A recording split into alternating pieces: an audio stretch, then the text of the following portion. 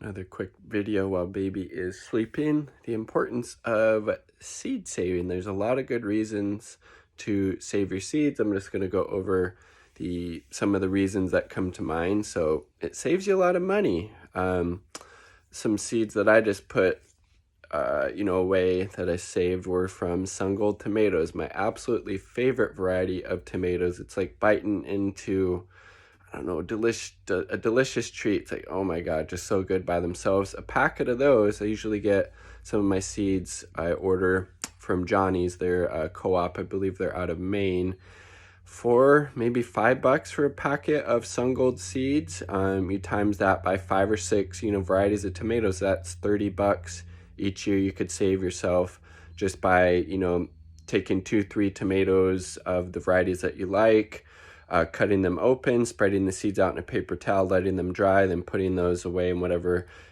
type of storage, thing you want to store them in for next year. And boom, there you go, $30 each year just on tomatoes. So it saves a lot of money.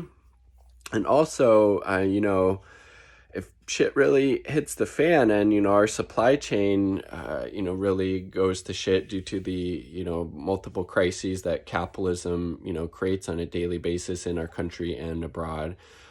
Who knows how much longer we're going to be able to order things like seeds, online, right? And so it would be kind of important at that point to have, a decent stockpile of seeds on hand to be able to, grow some food that you need, for yourself, to also be able to, share the surplus with friends and family. So that's another reason why I want to get into saving seeds more, is to be able to, share it with other people, and particularly people who couldn't afford it. Because again, they can be a bit pricey to buy at the store, at the, your local garden store, or buy online as well.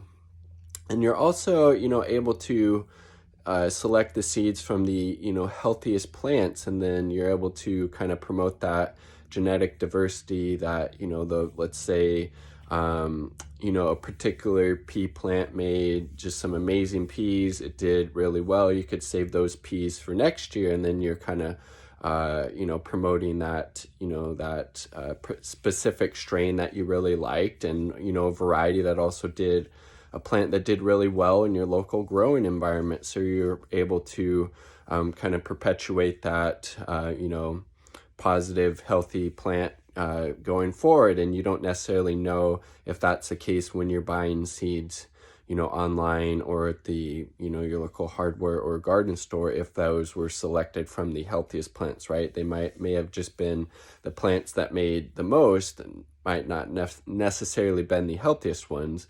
And so you're also able to pick from, plants that were, had maybe stronger disease or pest resistance. And then by selecting those seeds, you're able to, promote those traits in that plant's going forward, whether it's, kale or lettuce or peas, that did very well against, different pests, as well as, against different, different ailments that might affect that particular crop. So those are just 3 reasons off the top of my head that I think are, really important to save your seeds.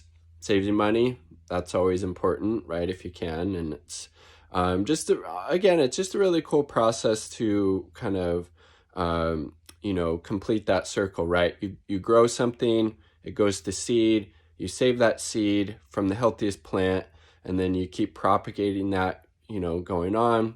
So it saves money. You're able to propagate from the healthiest plants. And then again, who knows how long we'll be able to get, these seeds from the store. So again, just kind of preparing for the future if there's any type of, massive supply chain disruptions where there's no longer, this abundance of seeds being produced.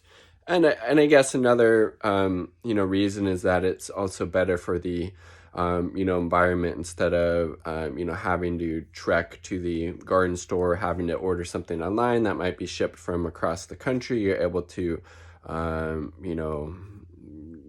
decrease that, pollution and waste and packaging that goes into the environment. And again, whatever is good, for the health of the earth is also good for people, right? So lots of reasons.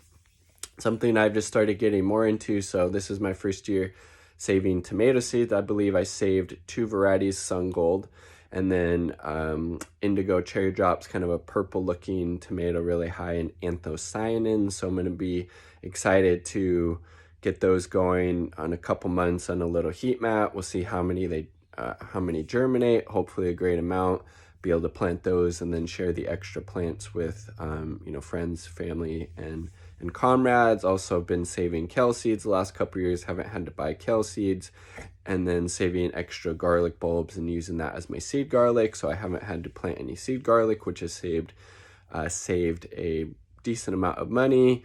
I think I saved some peas this year as well. That's something I need to do better of, because it's super easy. Honestly, you can just let them dry on the vine, put those away, and then plant those again next year. But again, just something I want to continue kind of getting into. I might even try to do that with some seed potatoes. I think you can put them in like a bucket of sand or something and then use those to plant out. But always learning, always growing, pun intended, in this avenue. So pretty exciting. Let me know down below, have you saved any seeds before? If so, what kinds, what varieties?